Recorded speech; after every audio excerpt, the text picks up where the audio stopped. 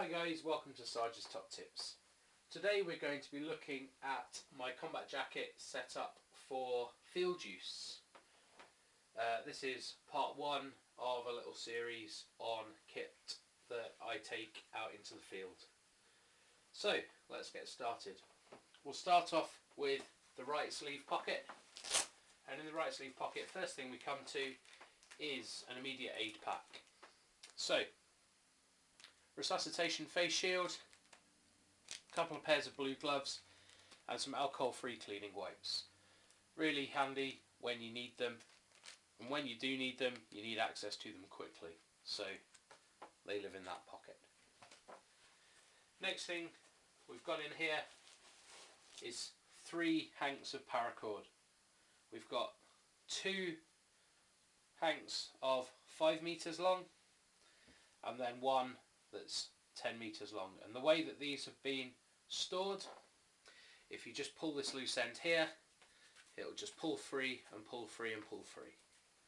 Alright, I'll do another video showing you exactly how to store cord like that. And then you've got 10 meters of cord with no tangles in it.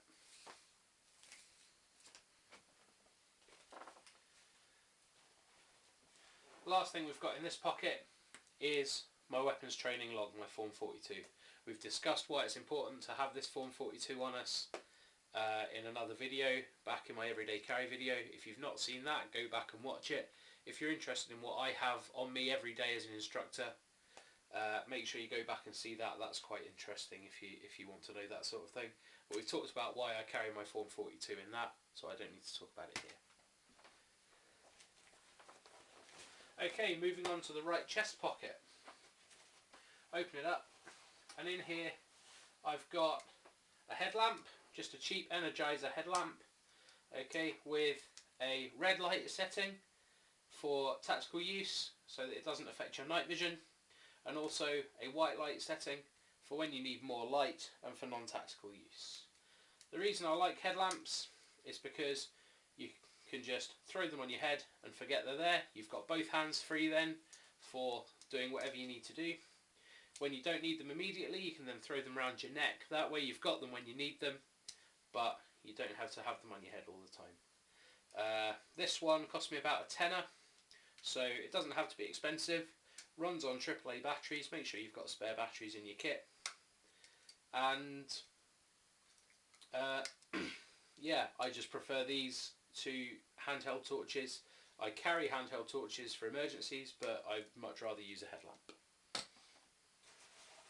Next thing in this pocket is this. This is a scuba diver's finger reel, and what I use this for, attached by this carabiner on this reel, is 30 meters of line, and I use this for track plans in harbour areas, using it as comm cord, that sort of thing. Really handy to have line out in the field. So I got this from a company in Glasgow called Lomo. You'll hear me say their name a lot in future videos because they make really good dry bags, waterproof kit, and they do various other handy bits of kit like this. This only cost me a tenner or so. It's 30 meters of line on a little reel. You can use paracord, but that would take up a lot more space. So I just like that. I think it's a good little thing. Okay, the right zip pocket. In there I carry a pair of neoprene fishing gloves. Now the thing I like about these is they keep your hands warm even when they're wet, and you can fold the forefinger and thumb back so they're not covering your fingertips. This is really good when you're trying to tie knots, get your bivvy up. Okay, having those fingers out, being able to feel the cord and the knots you're tying is really handy. Okay, nice grippy rubber palm. Alright, so you're not going to drop things that you're carrying even if it's wet. These I got from Aldi, I think. They're just their neoprene fishing gloves. I got them in the green just because it's quite a neutral colour. I use these for other things as well. So yeah, just a pair of neoprene gloves, because there's nothing worse than your hands being cold, because then the rest of you feel cold. Okay, in the left zip pocket I've got my field hat, okay, my bush hat. I prefer the short brim Special Forces style hat. I feel it just lets me have a better field of view, but still breaks up my outline and everything else that a good field hat should do.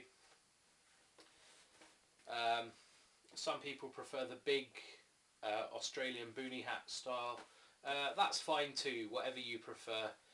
Headgear in the field really is your preference, but what we don't want to be doing is ruining our berets by getting them covered in can cream and mud and stuff like that. And the red patch over your left eye is absolutely going to give your position away, whereas a nice camouflage pattern isn't going to do that. Another thing I carry in here is just a black pen. Again, I like writing in black. I prefer writing in black. This one happens to be a Royal Marines Cadets branded pen. It doesn't have to be, obviously. Any pen or pencil will do.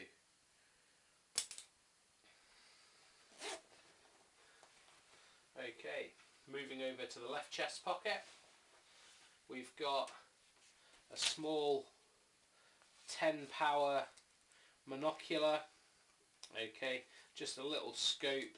I use this when I'm navigating.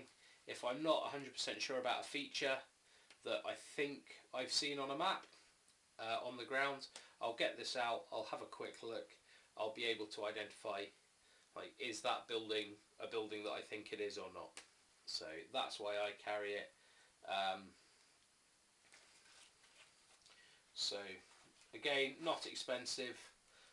Most of the things that I've shown you can be found on eBay reasonably cheaply. Now, speaking of eBay, one of my personal favourites. On a piece of elastic cord so it doesn't get lost, we've got this. This is a small tally counter. And the reason I got this is actually designed for golf, for counting your golf shots. But I like it because you can attach it to your finger with the strap. Okay, so it's now a hands-free piece, and when you're pacing out distance, you just press the big middle button and it adds on. So I think that's really handy, especially for the way that I pace distance. I pace distance slightly differently from the way I teach you to pace distance, just because that's the way I've always done it. So, little tally counter, 99p off eBay. If you don't want to make your own little counter with like beads and paracord and stuff like that, or you want something that will count to more than 10, then I definitely recommend those little tally counters. Again, attached on a little piece of elastic into the loops in here, just so that we don't lose it. Okay, in the front pocket on here, this is a compass pocket, so in there I carry my compass. This is the Webtex Mills compass. I got this when I was a student, when money was a bit tight, and I got the Webtex because it was cheaper. This year I'm going to be upgrading to a silver Mills compass. So the difference between mils and degrees, 6400 mils in a circle, whereas it's 360 degrees. So this is a lot more accurate than you can really walk to, but the Mills system wasn't designed for walking. I'll do another video on the Mills system and why we use it and how to use it in future. And that's attached through the buttonhole on the pocket with just a length of paracord as a lanyard. Moving on to the left sleeve pocket. If you've watched my EDC videos, you're going to know what's in here. So we'll start off with our child protection pocket guide. Okay, we've already spoken about this in the everyday carry video. If you're not sure, if you've not seen it, go back and watch it. I talk about that. So you know what's coming next then. That's right, the cadet training safety precautions fold out sheet. Again, carry it in every item of uniform in the left pocket, because when you need it, you need it. So you need to know where it is. And the last thing, instead of the normal cheap disposable lighter in my field kit, because I'm going to be out in some pretty poor conditions, I use a turbo flame lighter.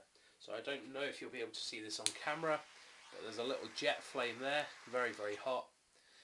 Fills off normal lighter gas canisters at the bottom. A little cap there to keep rubbish out of the flame area, and that will light a hexi block like that. Really, really handy. So that lives in that pocket. In the bottom pockets, the hip pockets, I leave them empty for the simple reason my belt kit is going to go across there, my webbing is going to go across there, and so it'll be really difficult to take things out of there anyway. So that's the end of part 1, guys. I hope you've enjoyed it. I hope you've learnt something. I hope I've given you some ideas. And I'll see you in part 2, where we'll be looking at what's inside my webbing belt kit. I'll show you how I've set it up and what's in it. So remember, prior preparation and planning prevent a poor performance. Have a great day.